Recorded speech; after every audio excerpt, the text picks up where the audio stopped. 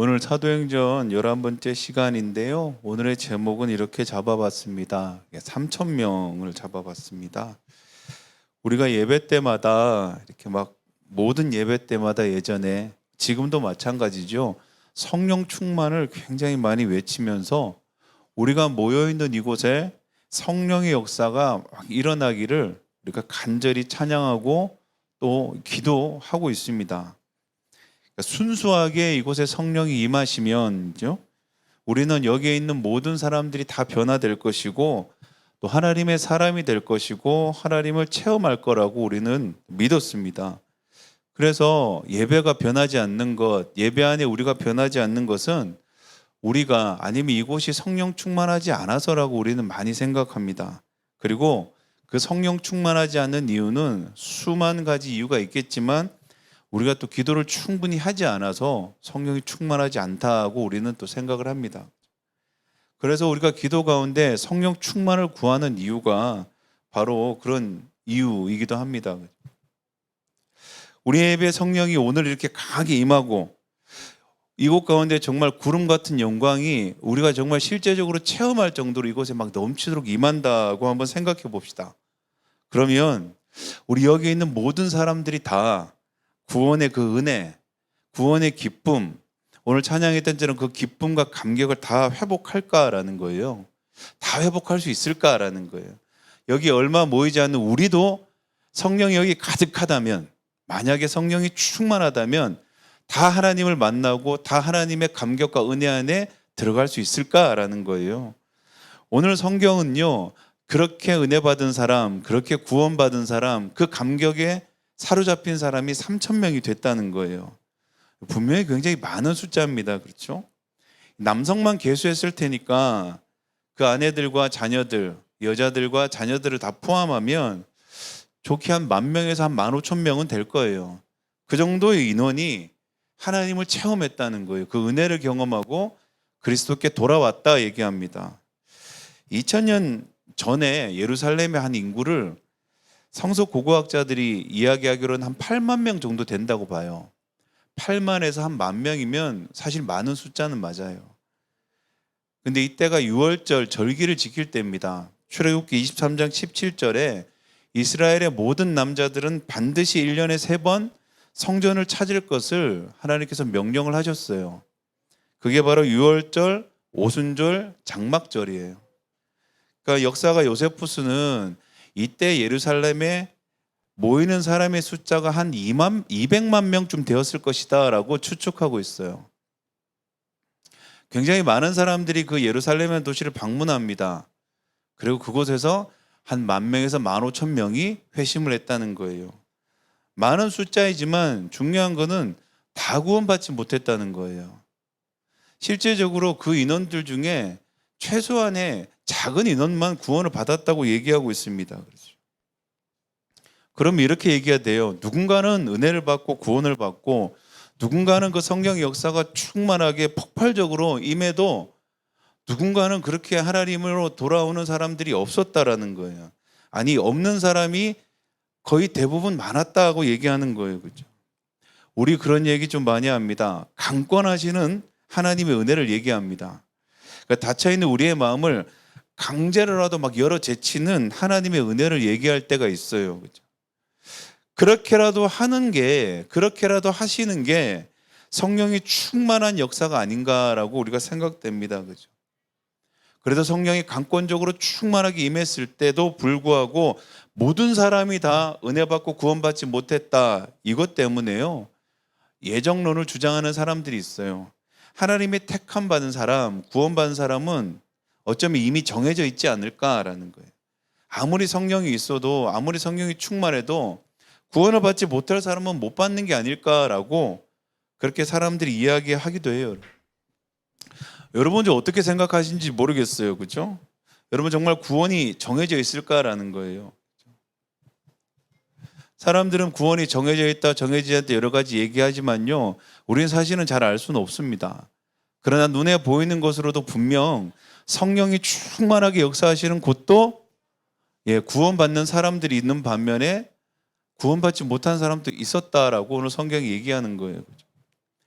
예수님이 복음서에서요, 성령님을 얘기하시면서 좀 무섭게 얘기하신 부분이 한 부분 나옵니다. 그게 뭐냐면요, 성령을 모독하는 죄라고 이렇게 얘기를 해요. 그죠? 마태복음 12장 31절에서 32절이 이렇게 얘기를 합니다. 그러므로 내가 너희에게 말한다. 사람들이 무슨 죄를 짓든지 무슨 신성 모독적인 말을 하든지 그들은 용서받을 것이다. 그러나 성령을 모독하는 것은 용서를 받지 못할 것이다. 이렇게 얘기해요.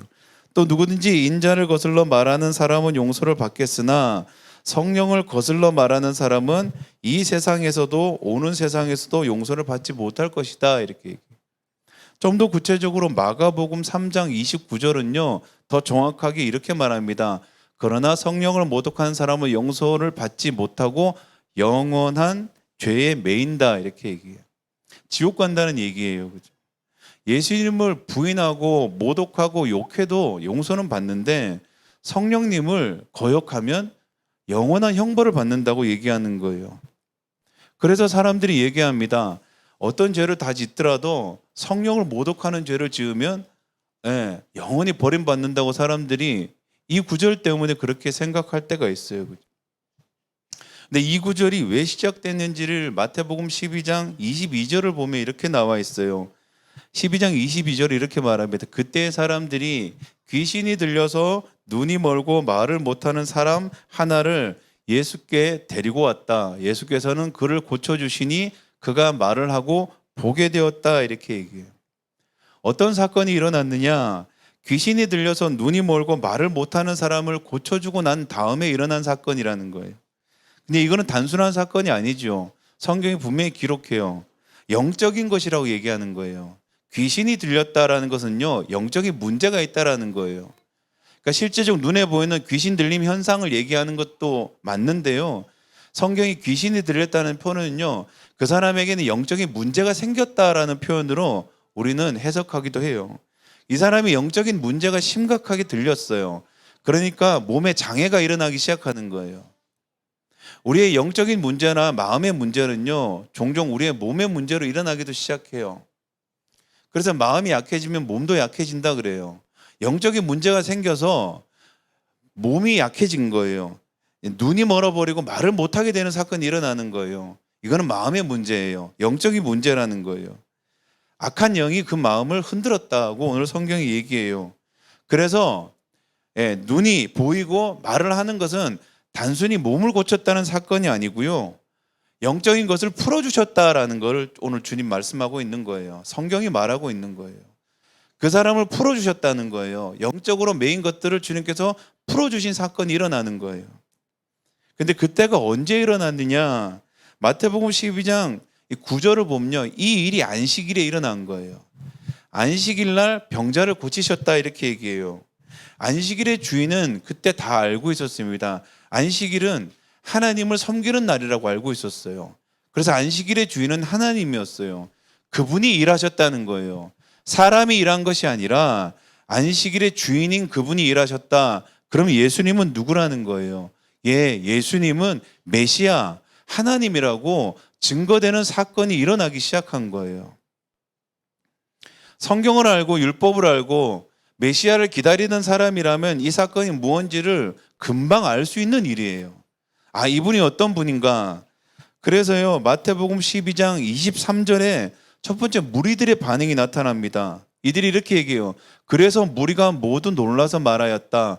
이 사람이 다윗의 자손이 아닌가 그래요. 첫 번째는 그들이 놀랬어요. 거기 모이는 무리들이 놀래서 뭐라 그럽니까?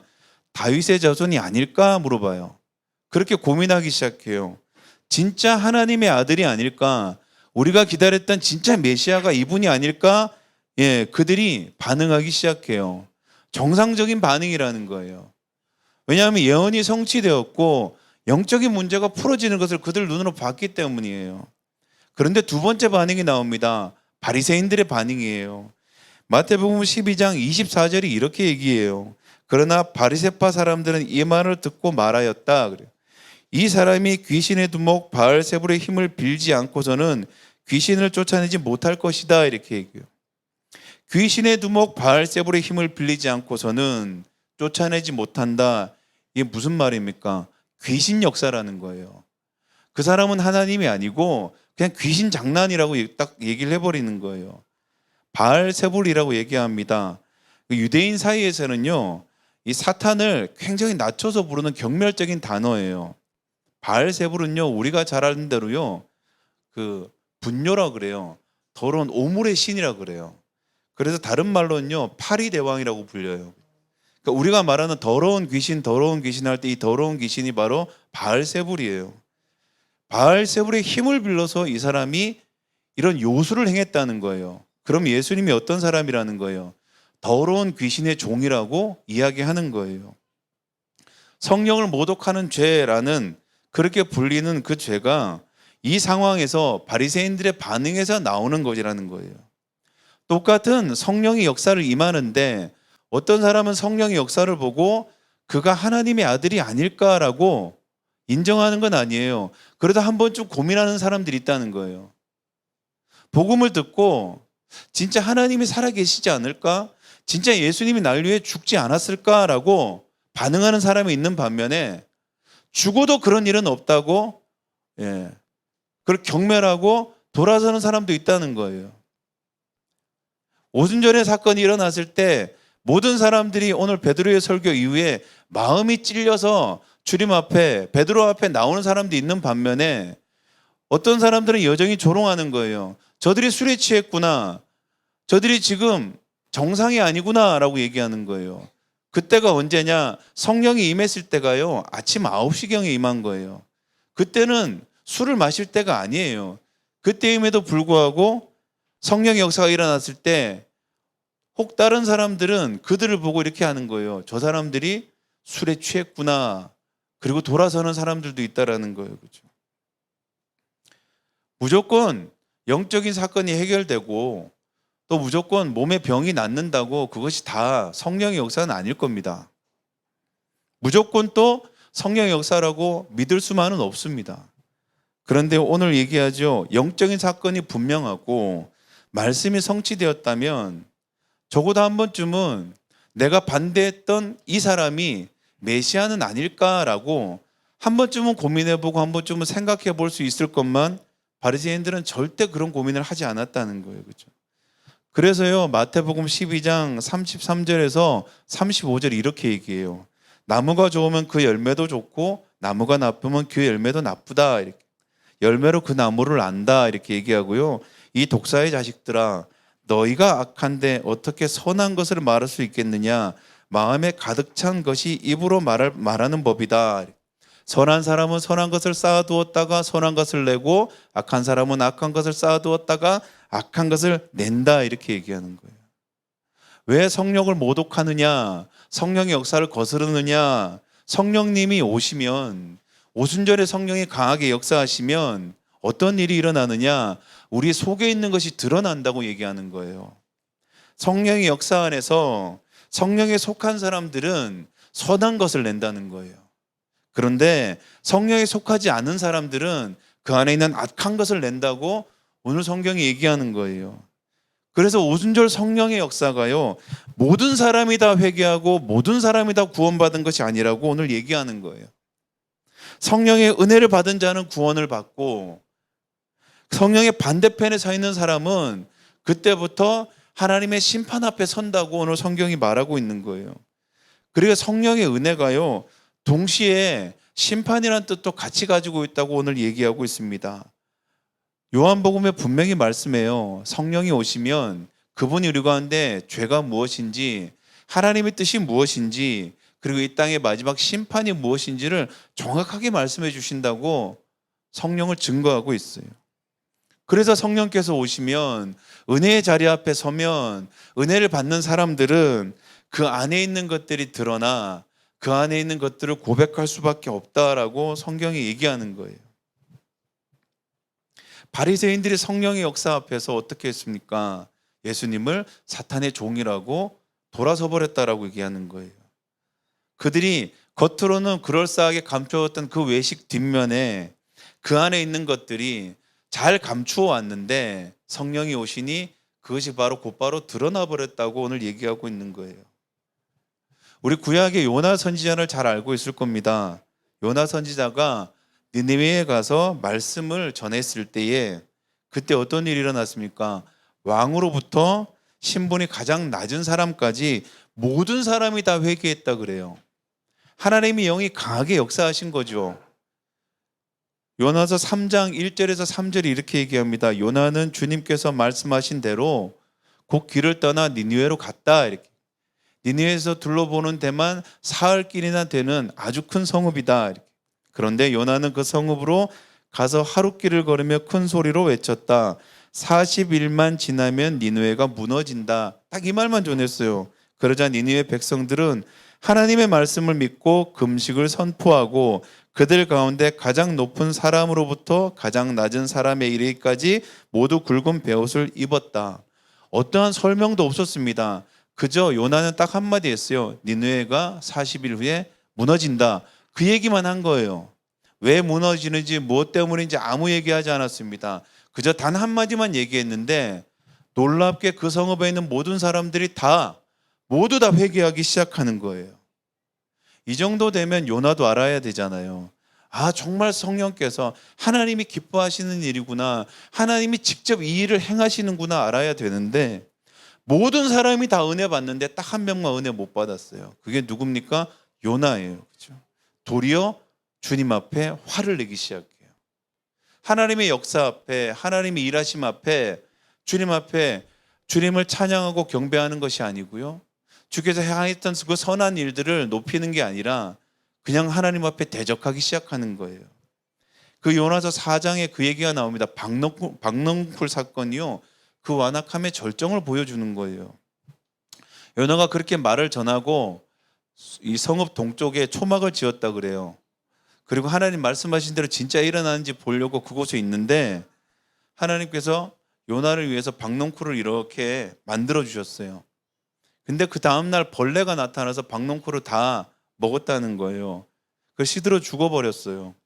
근데 박농쿨이 죽었다는 그 얘기를 듣고 요나가 화를 내기 시작합니다. 그 화를 내는 요나 앞에 하나님이 나타나셔 물어보시죠.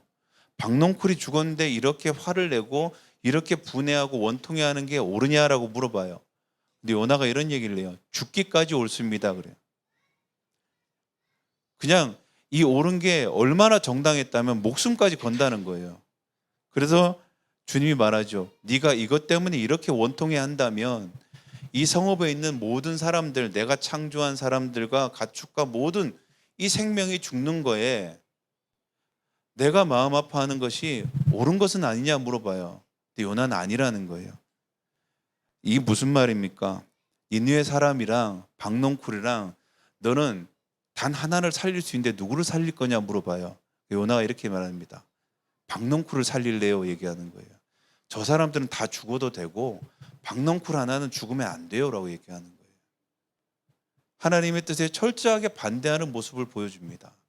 하나님이 역사를 보여주고 하나님의 기적을 보여줘도 하나님의 반대편에 그것도 선지자가 설 수 있는 것을 성경이 정확하게 보여주고 있어요. 은혜만 있지 않는다는 거예요. 반대편에 서는 사람도 있다고 얘기하는 거예요.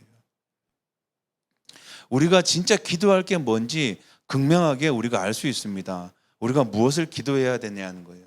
성령의 때를 기도해야 됩니까? 성령의 충만하기를 간절히 소망하고 기도해야 됩니까? 그것보다 더 중요한 게 있다라는 거예요. 지금은 성령의 때입니다. 누구든지 주의 이름을 부르고 예수를 구주로 고백하면 그렇게 살아가기를 결단하는 사람들에게 성령님은 보혜사로 도우시는 하나님은 우리 가운데 함께 하십니다. 그것은 우리가 부르짖고 부르짖지 않고에 상관없이 주님은 우리와 함께 하십니다. 주님은 우리의 마음을 가득 채우고도 남습니다. 그것은 성경이 언제부터냐고 물어보면요. 세례 요한의 때부터 시작했다고 말합니다. 마태복음 11장 12절이요. 이렇게 얘기해요. 세례자 요한 때로부터 지금까지 이렇게 얘기해요. 하나님의 나라는 힘을 떨치고 있다. 그리고 힘을 쓰는 사람들이 그것을 차지한다. 이렇게 얘기해요. 세례 요한의 때부터 하나님의 나라가 시작됐다는 거예요. 세례 요한의 때가 언제입니까? 예수님이 세례 받으실 그때부터라는 거예요. 그때부터 하늘이 열리고 예수님께 성령이 임하기 시작했어요. 그때부터 하나님의 나라는 이 땅에 시작됐다는 거예요. 하나님의 나라가 이 땅에 시작되었기 때문에 누구든지 십자가의 공로, 누군지 예수를 그리스도로 고백하는 모든 사람들은요, 성령님과 함께 이 땅에서 하나님의 구원의 역사를 경험하고 살아갈 수 있다라는 거예요. 하나님의 나라가 힘을 떨치고 있고 하나님의 나라가 힘쓰는 자들의 차지가 되는 만큼 반대로 어떤 일이 일어납니까? 천국은 침노를 당한다 그래요. 천국을 침노하는 자가 있는 반면 침노를 당하기도 한다는 거예요. 은혜의 역사, 하나님의 성령의 역사를 소망하고 그것을 누리는 사람이 있는 반면에 하나님의 나라가 침탈당한다는 거예요. 이 땅을 살아가면서 하나님의 나라가 빼앗기는 사람들도 생긴다는 거예요. 베드로 전사가 뭐라 그럽니까? 이 땅에 우는 사자처럼 두루다니며 삼킬 자를 찾는다 그래요. 그래서 깨어서 기도하며 근신하라고 얘기한 이유가 여기 있다고 성경이 말하고 있습니다. 하나님의 나라를 누리는 사람이 있는 반면에 하나님의 나라를 잃어버리고 살아가는 사람들도 분명히 있을 수 있다고 얘기하는 거예요. 그래서 오늘 베드로가 이렇게 얘기하고 있습니다. 정말 성령의 은혜 안에서 살아가기를 소망하는 사람들은 어떻게 살아야 할까? 베드로가 이렇게 얘기하죠. 회개하고 침례를 받고 성령을 선물로 누리라고 얘기하고 있습니다. 회개하고 어떤 뜻입니까?